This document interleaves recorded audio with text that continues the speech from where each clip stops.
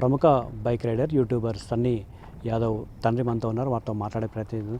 ఏంటి ఆ అబ్బాయి కనిపించలేదని చెప్తా ఉన్నారు, ఏం జరిగింది, మీకు ఎలాంటి సమాచారం? మా అబ్బాయి 29 రాత్రి సుమారు 8 గంటల ప్రాంతంలో చెన్నైలో ఎయిర్పోర్ట్లో అరెస్ట్ అయినట్టుగా మాకు సమాచారం వచ్చింది. అది సోషల్ మీడియా ద్వారా వచ్చింది నాకు. కానీ నాకైతే వాళ్ళ పోలీసు వాళ్ళ నుంచి కానీ ఎన్ఐఏ నుంచి కానీ రాలేదు. అది ఉగ్రవాదులా లేకపోతే వేరే వాళ్ళు చేశారా ఏందని మాకు ఇప్పుడు కూడా తెలియదు. దీనికోసం నేను పోలీసులు ఆలోచన చూస్తున్నాను. నేను ఎందుకు చెన్నైకి ఎందుకు వెళ్ళాడు, చెన్నైలో ఎవరున్నారు, ఎవరిని కలవడానికి వెళ్ళిన సందర్భంలో అదుపులోకి తీసుకున్నది ఎవరు? చెన్నైలో యూట్యూబర్ చెర్రీ అని ఉంటాడు. మామూలు సాధారణంగా వాళ్ళ ఇంటికి వెళ్తూనే ఉంటాడు. ఇతను అక్కడికి వెళ్తూనే ఉంటారు. ఇందులో ఈ మధ్యలో ఇన్వెస్టిగేషన్ కూడా జరిగింది కదా, బెట్టింగ్ యాప్. ఆ ఇన్వెస్టిగేషన్ జరిగిన తర్వాత ఇక్కడ మొత్తం అన్ని క్లారిఫికేషన్ అయిపోయిన తర్వాత చెన్నైతో పనులు చెన్నై వెళ్ళారు. అక్కడ ఇంతకుముందుకు పాకిస్తాన్కి ఎప్పుడైనా వెళ్ళారా? ఒకవేళ ఇప్పుడు గతంలో ఎన్ని నెలల క్రితం వెళ్ళొచ్చారు? అక్కడ ఎన్ని రోజులు ఉన్నారు? పాకిస్తాన్కి ఫిబ్రవరిలో వెళ్ళారు. ఫిబ్రవరిలో వెళ్ళి సుమారుగా ఒక 1.5 month 2 months మధ్యలో ఉండొచ్చు. అక్కడ ఈ ఉగ్రవాద దాడి జరగకముందే ఇండియాకి తిరిగి వచ్చాడు అతను. వచ్చి ఇక్కడ ఇండియాలోనే ఉన్నాడు. వచ్చిన తర్వాత బెట్టింగ్ యాప్తో కేసు ఉంటే ఆ కేసు కూడా అది బెయిల్ వచ్చేసింది. దానిపైన అది కూడా క్లారిఫై అయిపోయింది. అయిన తర్వాత మళ్ళీ ఇప్పుడు ఈ పాకిస్తాన్ కొత్తగా మళ్ళీ క్రియేట్ చేశారు. ఇప్పుడు అది ఎన్ఏబుల్ చేసేది తెలియదు, మరి వేరే వాళ్ళు చేసేది తెలియదు. ఇప్పటివరకు మేము కూడా ఆందోళన ఉన్నాం. అంటే సన్నీ భయ్య కనిపించకపోవడం ముందు నుంచి కూడా మీ ఇంటికి పోలీసులు వచ్చినట్టుగా ఒకటి తెలుస్తూ ఉంది. ఎవరు వచ్చారు, వాళ్ళు ఎలాంటి సమాచారం మీ దగ్గర నుంచి సేకరించారు, ఎలాంటి పత్రాలు వాళ్ళు మీ దగ్గర పరిశీలించారు? మామూలుగా సెంట్రల్ నుంచి వచ్చామని చెప్పారు. అడిగారు అసలు ఎక్కడ బాబు అడ్రస్ ఇదేనా, ఇక్కడే ఉంటాడా, మొత్తం తీసుకుని మొత్తం అడిగారు నన్ను. అడిగితే మొత్తం అన్ని వాళ్ళకి చెప్పాను నేను.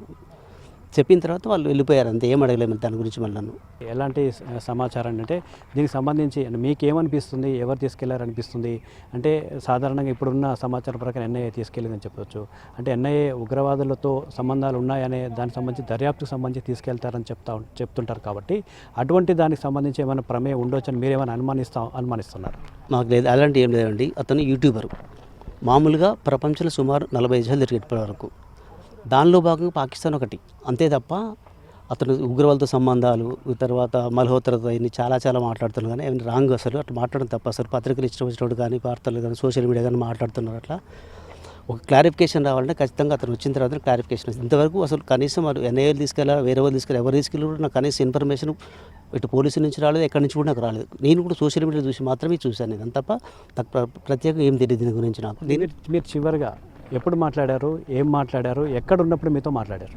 నేను చివరిగా మాట్లాడినప్పుడు ఒక 4-5 days బ్యాక్ మాట్లాడా.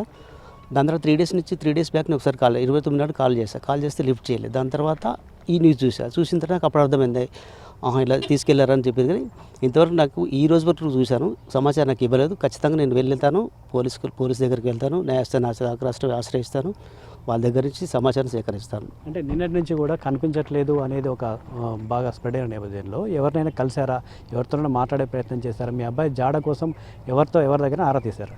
లేదండి, ఇప్పటిదాకా చేయలేదు. నిన్నటి వరకు సాయంత్రం వరకు ఇన్ఫర్మేషన్ వస్తే నేను సాయంత్రం వరకు చూశాను. నిన్న సాయంత్రం ఇన్ఫర్మేషన్ రాలేదు. ఖచ్చితంగా ఈరోజు నేను వెళ్తున్నాను. అటు ఎస్పీ గారికి వెళ్తాను, ఎస్పీ గారి దగ్గరికి వెళ్తాను, అట్లే స్టేషన్కి కూడా వెళ్తాను.